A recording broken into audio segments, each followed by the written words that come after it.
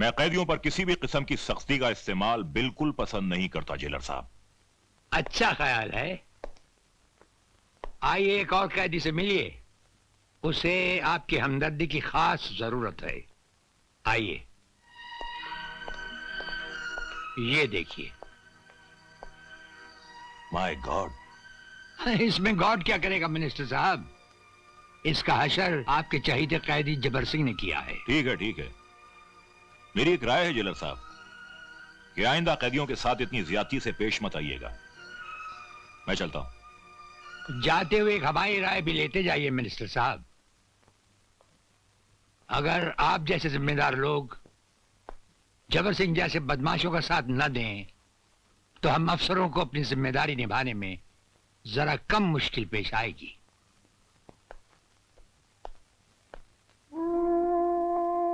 नमस्ते भाभी।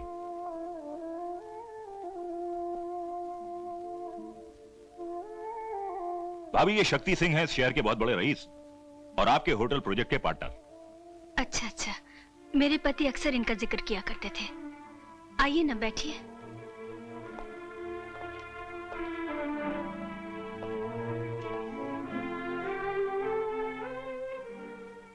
रंजीत जी के ध्यान का मुझे बहुत अफसोस है, मगर होने को कौन टाल सकता है। नमस्ते अंकल। नमस्ते बेटी, कैसी हो? ठीक हूँ। बेटी, ये शक्ति सिंह है तुम्हारे डैडी के बिजनेस पार्टनर, और ये निशा है। नमस्ते। नमस्ते। आपके डैडी हमारे बहुत अजीज दोस्त थे। कभी भी किसी चीज की जरूरत हो तो हिचकिचाना नहीं। आपकी हमदर्दी का बहुत बहुत शुक्रिया। अंकल, चाय कॉफी कुछ लेके आऊं? नहीं बेटे, आज रहने दो, फिर कभी ले लेंगे। यार भंडारी, अनाथ आश्रम की जमीन पर 5 स्टार होटल तो बन ही जाएगा, लेकिन जब से निशा को देखा है, हाय हाय हाय, रातों की नींद और दिन का चैन हराम हो गया है। हाँ, कुछ ऐसा चक्कर चलाओ कि हमारी शादी निशा के साथ हो जाए। ये क्यों नहीं कहते कि निशा की सारी दौलत के मालिक बनना चाहते हो, लेकिन प्यारे मेरा आधा हिस्सा मिल जाएगा, लेकिन हिस्सा सिर्फ दौलत में। हाँ? नमस्कार। आओ तिलकधारी आओ। आपने याद किया, बंदा हाजिर, हुक्म कीजिए। वो क्या है तिलकधारी, तेरे इलाके में जो अनाथ आश्रम था? समझ गया, जिस जगह पर आप 5 स्टार होटल बनाना चाहते हैं। आदमी बहुत समझदार हो। हाँ तिलकधारी, हम चाहते हैं कि उस इलाके में बच्चा तक नजर नहीं आए। बच्चा तो बच्चा, उसके आसपास जानवर भी नजर नहीं आएगा, आप फिक्र मत कीजिए।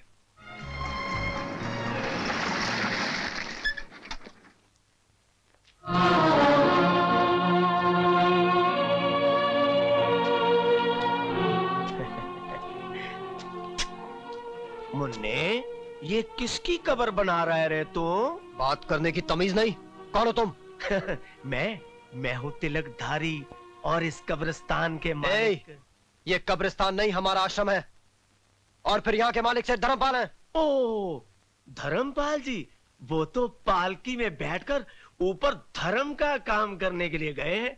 मुन्ने, अगर तू कहे तो तुझे भी ऊपर भेज देते हैं। जबान संभाल कर बात करो वरना। नहीं मुन्ने नहीं, गर्मी नहीं, हम खून खराबा करने नहीं आए। हम तो सिर्फ ये कहने आए हैं कि 3 दिन के अंदर अंदर इन कीड़े मकोड़ों को यहां से ले जाओ, वरना इन सबको धक्के दे दे के बाहर निकाल दूंगा। समझे मुन्ने?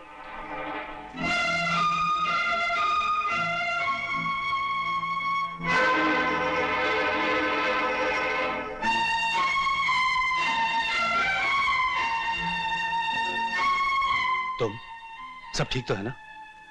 आश्रम में सब बच्चे अच्छे तो है ना? बच्चे तो ठीक है, मगर क्या बात है पारो? वो गुंडा तिलकधारी आश्रम में आकर गुंडागर्दी कर रहा था। कह रहा था अगर 2-3 दिन में आश्रम खाली नहीं किया तो बच्चों को धक्का देकर बाहर निकाल देगा। अगर किसी ने आश्रम की तरफ आंख भी उठाई तो उसका भी हशर वही होगा जो रंजीत सेठ का हुआ था। फिर भी ना जाने मुझे क्यों डर सा लग रहा है। घबराओ मत, इससे पहले कि वो वहां पहुंचे हम वहां पहुंच जाएंगे। ए, बंदूक है यार, बंदूक। नमस्ते सर। तुम दोनों यहाँ? सर वो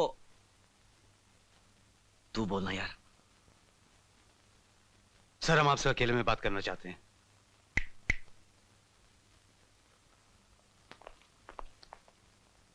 कहो क्या कहना है। सर हम दोनों को 4 दिन की छुट्टी चाहिए। तुम्हें 4 दिन की छुट्टी चाहिए? कुछ गलत बोल दिया क्या? गलत ही बोलता है। सर हमें पता चला है कि हमारे अनाथ आश्रम के बच्चों की जिंदगी खतरे में है, इसलिए हमारा बाहर जाना बहुत जरूरी है। ये जेल है, किसी कॉलेज का हॉस्टल नहीं। जब चाह वार्डन से जाने की इजाजत ले ली। हम जानते हैं सर, लेकिन हम दोनों का जाना बहुत जरूरी है। ये कानून के खिलाफ है, हम इसकी इजाजत नहीं दे सकते। तुम अपने काम की ड्यूटी पर वापस जाओ। सर आप हमें अच्छी तरह जानते हैं, लेकिन हम आपकी इज्जत करते हैं, इसलिए आपसे इजाजत मांगने आए हैं। वरना अब तक तो कब के जेल से भाग गए होते। तुम दोनों दिल के अच्छे हो, इसलिए हमने सुन लिया, वरना हमारे सामने ऐसी बात करना तो दूर, सिर्फ सोचने वाले को ही छत से उल्टा टांग दिया जाता है। सर आप हमारे जज्बात समझने की कोशिश कीजिए। आश्रम के बच्चे हमारी जिंदगी है, हमारा सब कुछ है। अगर उन्हें कुछ हो गया तो हम दोनों जीते जी मर जाएंगे। हम पे भरोसा कीजिए सर, हम आपके साथ विश्वासघात नहीं करेंगे। देखो, हम तुम्हें ना तो जेल से जाने की इजाजत दे सकते हैं और ना ही हम तुम्हें जेल से भागने देंगे। बाकी रहा अनाथ आश्रम के बच्चों की हिफाजत का सवाल, हम उनकी हिफाजत का वादा करते हैं।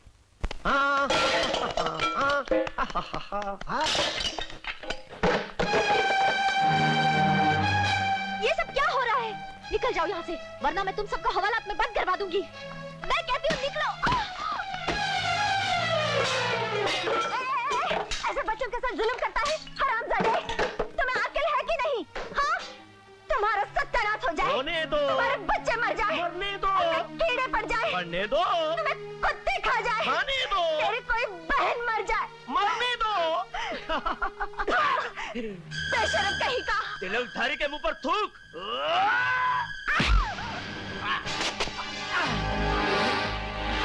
जो हमारे हाथों से तुम्हारी पिटाई हुई थी भूल गए क्या?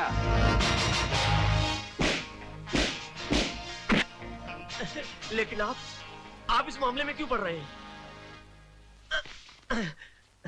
अत्याचार को रोकने के लिए हम भी कभी कभी 2-4 कदम उठा लेते हैं। अत्याचार चाहे जेल के अंदर हो या जेल के बाहर। नहीं सरकार, मैं कोई अत्याचार नहीं कर रहा सरकार, अपने मालिक का हुक्म बजा रहा हूँ। उसने इस जमीन को खाली कराने के लिए कहा था। तुम्हारा मालिक है कौन? ठाकुर शक्ति सिंह। अरे वो ठाकुर क्या अपने आप को शहर का ठेकेदार समझता है? जाओ जाकर कह दो उससे कि आज से जमीन के टुकड़े पर बसने वालों को निगहबान जेलर राणा प्रताप है। हाँ सरकार, बिल्कुल ठीक है, चलो। सर, आपका बहुत बहुत शुक्रिया। जेलर साहब, आप वक्त पर ना आते तो ना जाने ये गुंडे इन बच्चों के साथ क्या कर डालते हैं। ये नीले आसमान वाला एक ही चुटकी में हमें ठीक वक्त पर ले ही आता है। नमस्ते सर। हाँ आपने हमें बुलाया? हाँ, बच्चे मिलने आए हैं तुमसे। बच्चे? नमस्ते अंकल। अरे मुन्ना, तुम लोग यहाँ? सब ठीक तो है ना? जी। अरे ठीक कैसे नहीं होते, इनकी हिफाजत का जिम्मा हमने जो लिया था। अंकल मुंह मीठा कीजिए। हाँ, आज आश्रम को 25 बरस हुए ना, ये मिठाई हमारी तरफ से कैदियों में बांट देना। अब हम क्या कहें? आप इंसान नहीं। अरे भाई, अब ये मत कह देना कि हम देवता हैं। हाँ।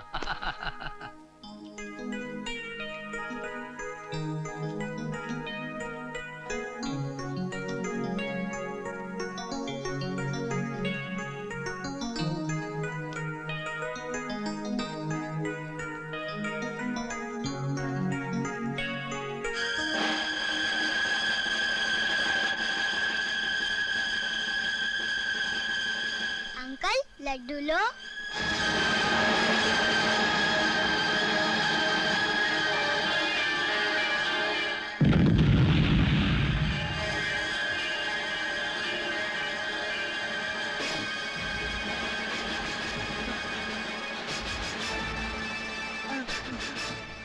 क्या हुआ?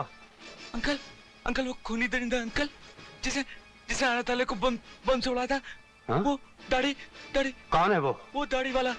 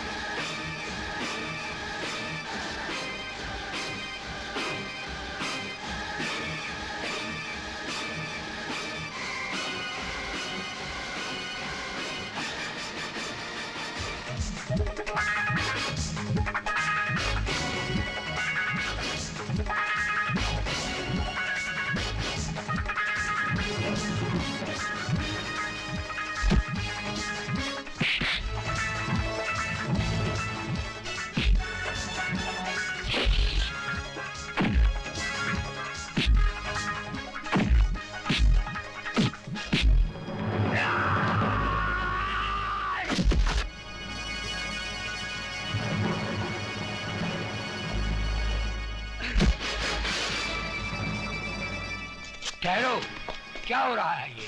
रुक जाओ। हम इसे जिंदा नहीं छोड़ेंगे। ये वही राक्षस है जिसके पापी हाथों ने अनाथ आश्रम को मासूम बच्चों की चिता बना दिया था। तो क्या अनाथ आश्रम को इसी ने उड़ाया था? हाँ यही है वो दरिंदा। जब्बर सिंह, जिंदगी तो तूने जालिम बनकर गुजार दी, अपने इस गुनाह का भी इतराफ कर ले। शायद नीले आसमान वाला उसकी अदालत में तेरी कुछ सुनवाई हो सके। इतराफ कर ले। ये जो कुछ कह रहा है सच है। उस हादसे वाली रात तुम यहाँ से निकले कैसे? मुझे आपके असिस्टेंट चौधरी ने यहाँ से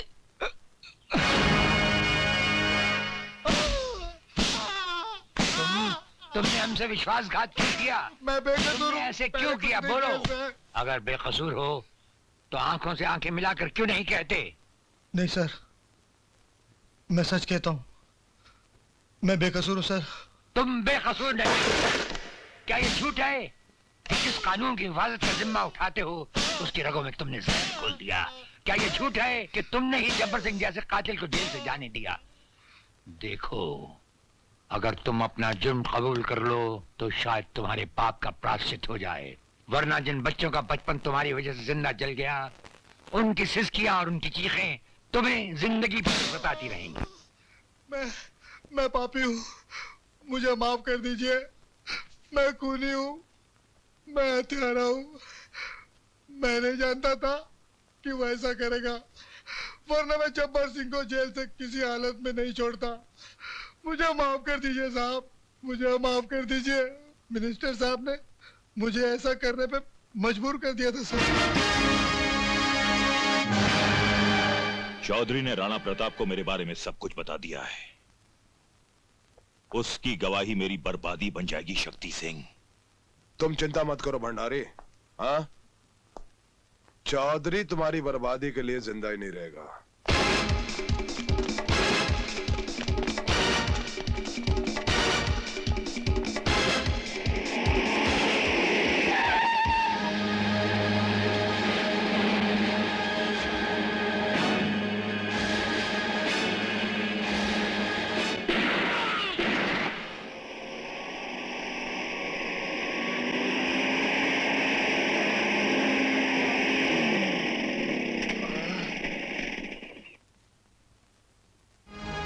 चौधरी, सर, मुझे बेनी प्रसाद के लोगों ने मारा है।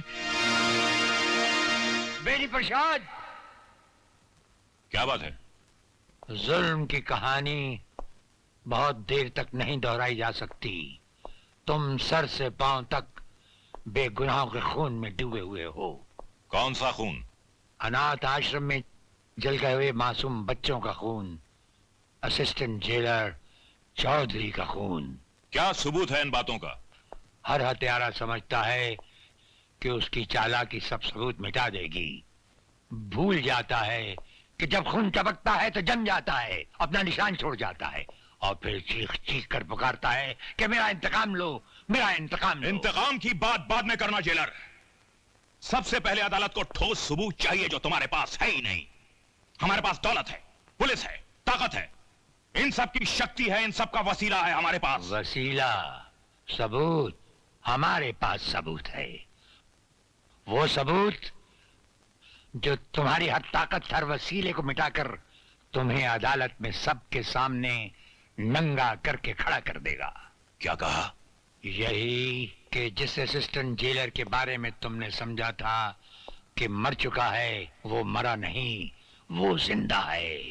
और कल का दिन चढ़ते ही वो भरी अदालत में जीता जागता पेश होगा। अफसोस तुम पर, सद अफसोस।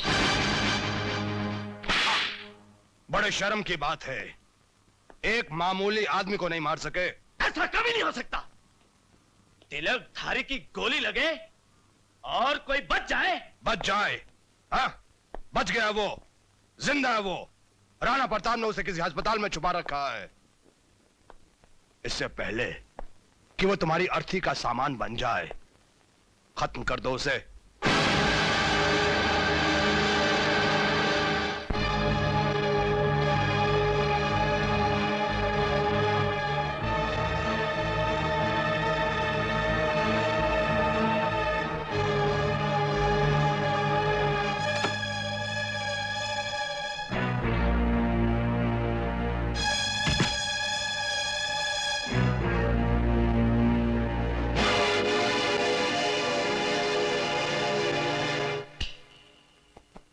मुर्दे को दोबारा नहीं मारा करते, नहीं तो मुर्दा जाग उठता है लल्लू। देख, आगे मत बढ़ना, चक्कू मार दूंगा।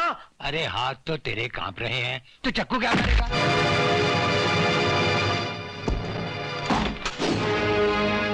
ले जाओ इस लल्लू उस्ताद को इसके घर पुलिस लॉकअप में। सुनो जेलर राणा, हम सिंह बोल रहे हैं, ठाकुर शक्ति सिंह। तुम अपने पांव जेल तक ही रखो, उन्हें अनाथ आश्रम तक ले जाने की कोशिश मत करो, वरना तुम्हारे। हेलो हेलो,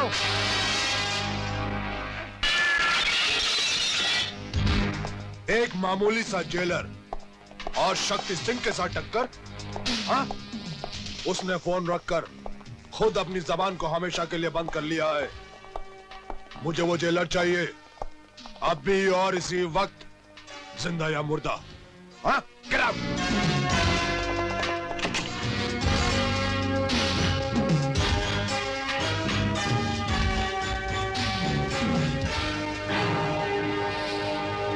जेलर साहब, आप, लगता है तुम्हें तुम्हारी मौत यहां पर खींच लाई है।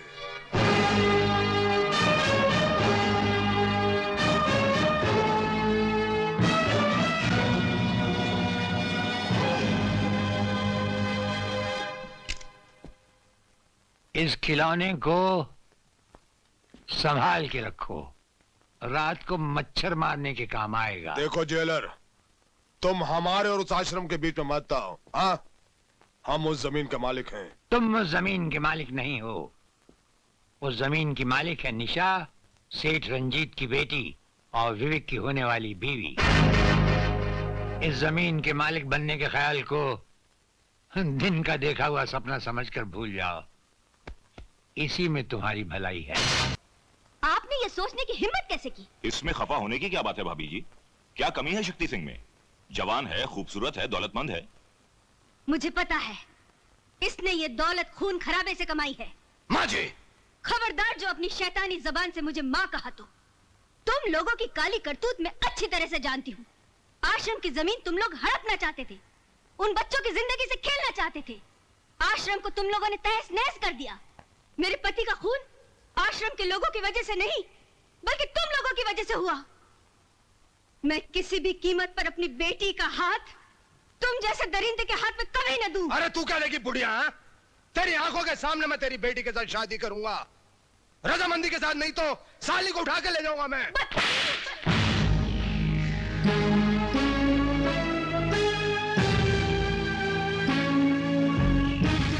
कमीने, जितना मारना है मार, लेकिन अपने जीते जी ऐसा कभी नहीं होने दूंगी।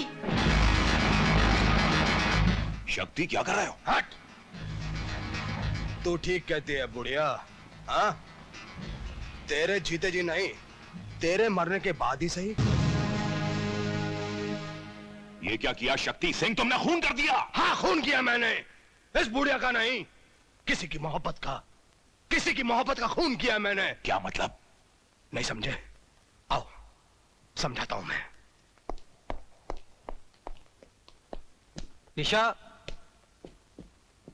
निशा, कमाल है, घर में कोई भी नहीं। निशा, माजी, माजी, माजी।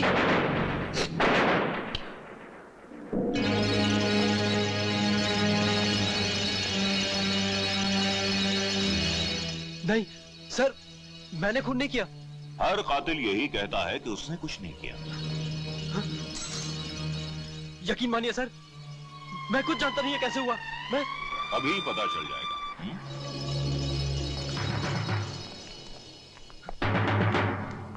आइए इंस्पेक्टर साहब, इसने मेरी आंखों के सामने सुमित्रा देवी का खून किया है, इसे गिरफ्तार कर लीजिए। ये झूठ बोल रहे हैं इंस्पेक्टर साहब, ये झूठ बोल रहे हैं। इसका फैसला अदालत करेगी। चलो। यकीन मानिए इंस्पेक्टर साहब, ये झूठ बोल रहे हैं।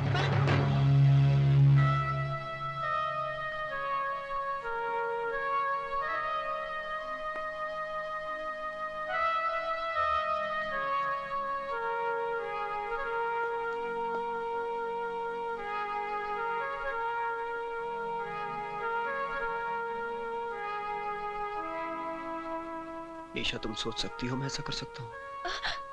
नहीं विवेक, मैं जानती हूँ तुम मेरी माँ की खूनी नहीं हो सकते, मगर दुनिया वाले। मुझे दुनिया की फिक्र नहीं, फिक्र है तो सिर्फ तुम्हारी। तुम मुझे गलत मत समझना, वरना तुम्हारा विवेक जीते जी मर जाएगा, मर जाएगा तुम्हारा विवेक। समझ में नहीं आता कि वो कौन है जो मुझे तुम्हारी नजरों से गिराकर तुमसे दूर करना चाहता है। हम जानते हैं कि यह खून विवेक ने नहीं किया। तो फिर आप ये भी जानते होंगे कि खून किसने किया है? जानते हैं, अच्छी तरह से जानते हैं कि यह खून किसने किया है, और अगर हम चाहें तो विवेक को बचा भी सकते हैं। अगर भंडारी अदालत में यह गवाही दे दे कि उसने अपनी आंखों से विवेक को खून करते हुए नहीं देखा, तो हम बेनिफिट ऑफ डाउट में विवेक को रिहा करवा सकते हैं। इसके लिए मैं आपको अनाथ आश्रम की सारी जमीन दे दूंगी। बस? मैं अपनी सारी दौलत आपके नाम कर दूंगी। बस? विवेक के लिए मैं अपनी जान दे दूंगी। ये सब करने की कोई जरूरत नहीं। हाँ, अगर करना ही है तो अपने आप को मेरे हवाले कर दो।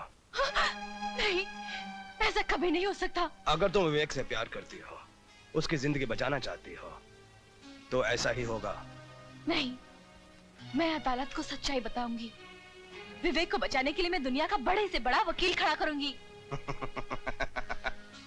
दुनिया का कोई भी बड़ा वकील नेता भंडारी की चश्मदीद गवाही के सामने कुछ नहीं कर सकता। हाँ? विवेक को अदालत में पेश करने से पहले अगर तुमने हमारे साथ शादी नहीं की, तो फांसी का फंदा विवेक की तकदीर बन जाएगा। नहीं, ऐसा कभी नहीं होगा, कभी नहीं होगा ऐसा, समझे?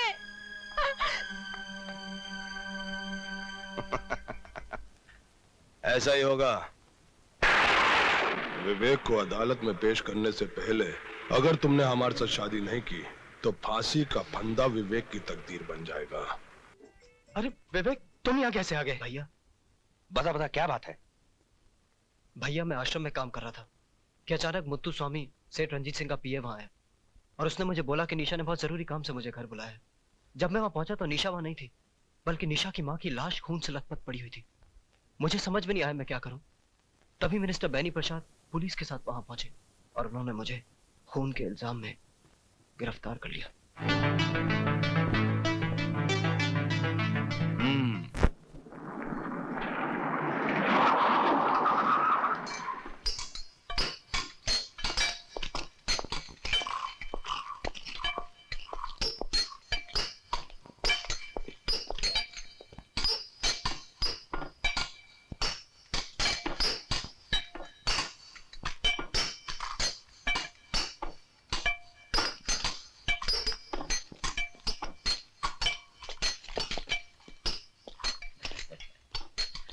नमस्ते सर। ये क्या बदतमीजी है? माफ करना, क्या अकेले अकेले सिगरेट पी रहे हो? अपन को भी पिलाओ ना। तुम्हारा दिमाग तो नहीं खराब हो गया? जेलर से सिगरेट मांगते हो? इसमें दिमाग खराब होने की क्या बात है? तुम कौन सा तुम्हारी कमाई का सिगरेट पी रहे हो? सब रिश्वत का माल है ना। बिल बांट कर। क्यों, ठीक है ना? वे साले हाथ उठाता है, हाथ उठाता है, मुझ पर हाथ उठाता है। छोड़ कर रहा है? अरे काय को मारता है? अरे अरे मत मार। अरे पुलिस वाले आ रहे हैं, सब पिस्तौल निकाल इसकी। किसी ने आगे बढ़ने की कोशिश की तो इसकी खोपड़ी उड़ा दूंगा। अब आप मेहरबानी करके अपनी जीप की तरफ चलने का कष्ट करेंगे? चलिए।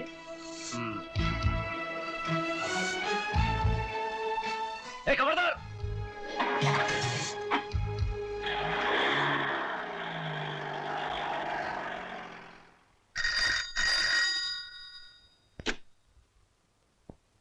क्या बलवीर और अनवर जेल से भाग गए?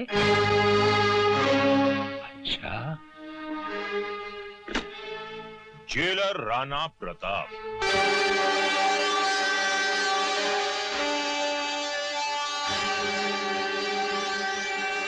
राणा प्रताप, वो राणा प्रताप जिसकी इजाजत के बगैर उसकी जेल से हवा भी नहीं गुजर सकती। आज उसकी जेल से एक साथ 2 कैदी भाग गए। ये खबर हम तक पहुंच चुकी है।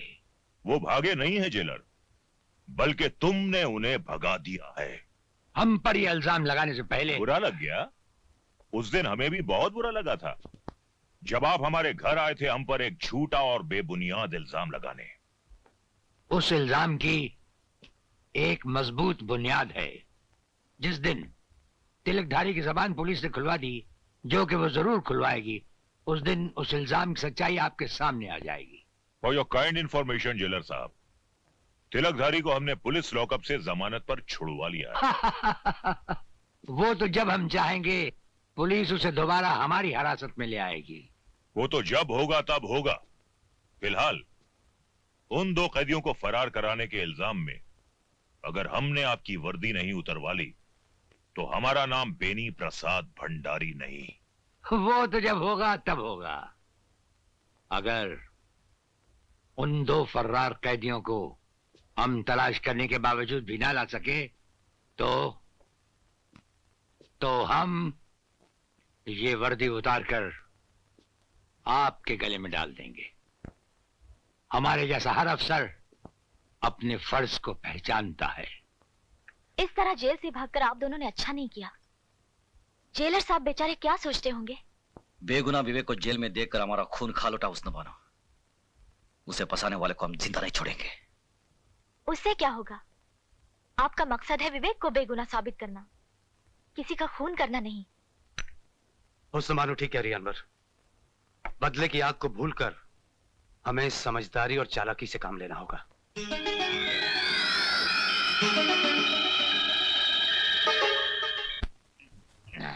अनवर और बलबीर जेल से भाग गया, हमको मारेगा। प्राइम मिनिस्टर तुमको नहीं छोड़ेगा। उल्लू का पट्टा। यार शक्ति, कैसे कैसे टुच्चे लोगों को तुम मुंह लगा लेते हो यार। अरे भंडारी, लैला की खातिर लैला के कुत्ते से भी प्यार करना पड़ता है।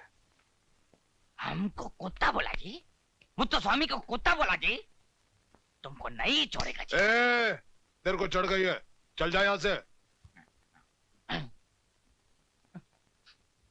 हमको कुत्ता बोला जी, मुत्तु स्वामी को कुत्ता बोला जी।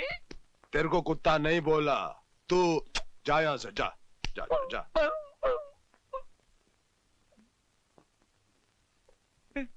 हमको कुत्ता बोला जी, मुत्तु स्वामी को कुत्ता बोला जी। ओ कितनी बार बोला, तू कुत्ता नहीं, तू कुत्ता नहीं। तू चल यहाँ से। मुत्तु स्वामी को कुत्ता अरे तू बोला कुत्ता नहीं है, तू शेर है, काला शेर है। तू चल चल चल, काला शेर, चल चल। हाँ, एक बार निशा की सारी दौलत हाथ में आ जाए तो इस साले को तो वाकई कुत्ता बना दूंगा। सारी दौलत नहीं प्यारे, आधी आधी दौलत का हिस्सा तो मुझे मिलेगा। शादी मैं करूं, हाँ?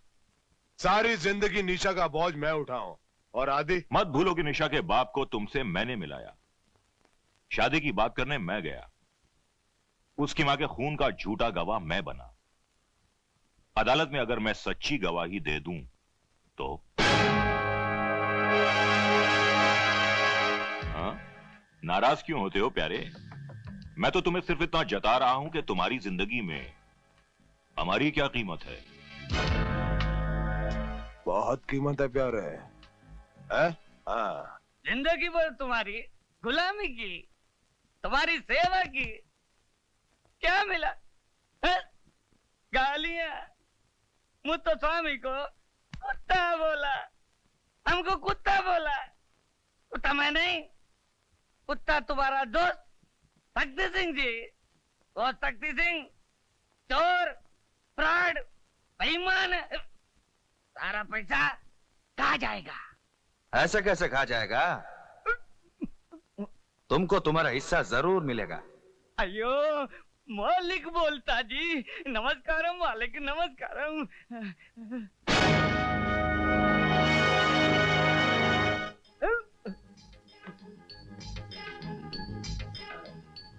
तुम? हाँ, तुम्हारे मालिक ने भेजा जी। हमारे मालिक ने भेजा जी? हाँ। अयो मुरारी, इमीडिएट रिएक्शन। मालिक कैसा है जी? बहुत अच्छा है जी, तुमको रोज याद करता है जी। याद करता है? हाँ। चलना जी। चलना जी। अयो क्या हुआ? ऐसा कैसा चलना जी? क्या हुआ? पैसा मिलना जी, घर बनाना जी, शादी करना जी, फिर चलना जी। पहले मालिक के खूनी का पता चलना जी, उसके बाद सब कुछ मिल जाएगा जी। पता चल गया जी। कौन जी? खूनी शक्ति सिंह खून करके विवेक को फंसा दिया। अच्छा। हाँ। विवेक को उसने नहीं, तुमने फंसाया है। तुमको भी मालिक ने भेजा जी? मालिक ने नहीं, पुलिस डिपार्टमेंट ने भेजा है तुम्हें जेल में बंद करने के लिए। अयो जेल तो मेरे बाप ने भी नहीं देखा जी। अब तुम देखोगे, जेल जरूर देखोगे।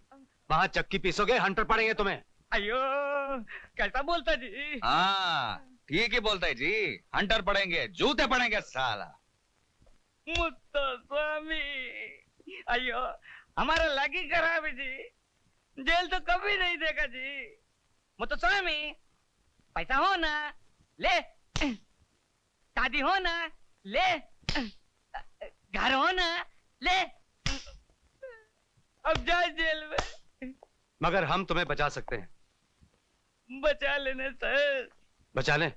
हाँ, मगर हम जो बोले वैसा करना। करना सर। जो भी बोले वैसा ही करना। जो बोलना करना सर। सर बचाना सर। पैर किधर सर? सर।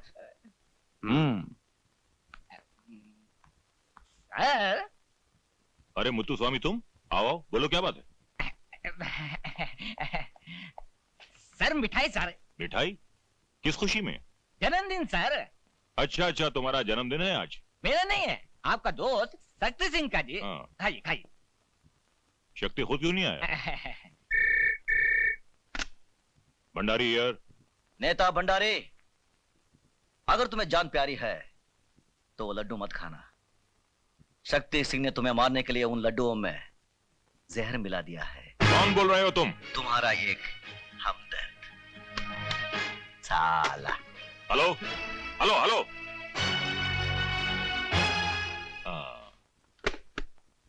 मुथुस्वामी, जी सर। ये लड्डू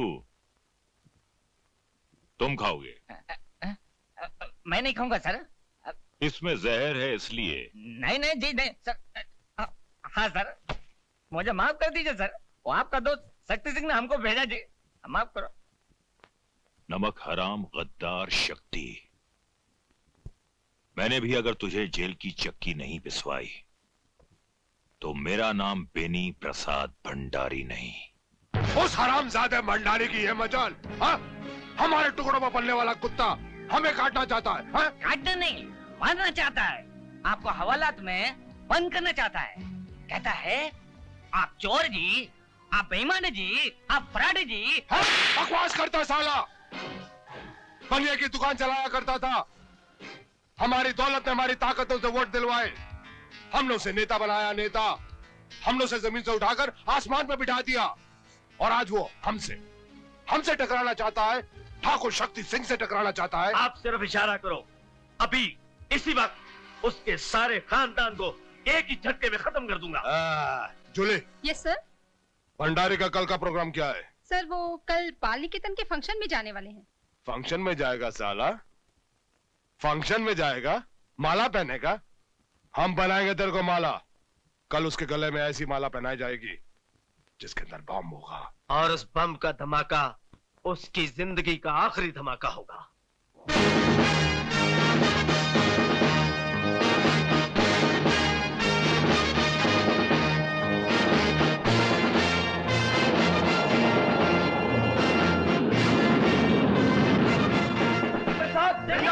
नेता बेनी प्रसाद, बेनी प्रसाद जी, बेनी प्रसाद जी, बेनी प्रसाद जी, नेता बेनी प्रसाद, नेता बेनी प्रसाद, नेता बेनी प्रसाद, बेनी प्रसाद जी, बेनी प्रसाद जी, बेनी प्रसाद जी, नेता बेनी प्रसाद, नेता बेनी प्रसाद, नेता बेनी प्रसाद, बेनी प्रसाद जी, बेनी प्रसाद जी, बेनी प्रसाद जी, नेता बेनी प्रसाद, नेता बेनी प्रसाद, नेता बेनी प्रसाद, बेनी प्रसाद जी, बेनी प्रसाद जी, नेता बेनी प्रसाद, नेता बेनी प्रसाद, नेता बेनी प्रसाद,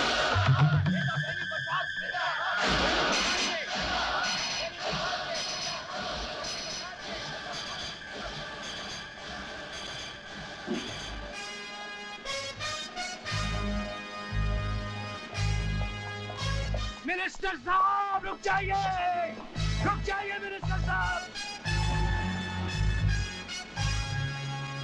मिनिस्टर साहब।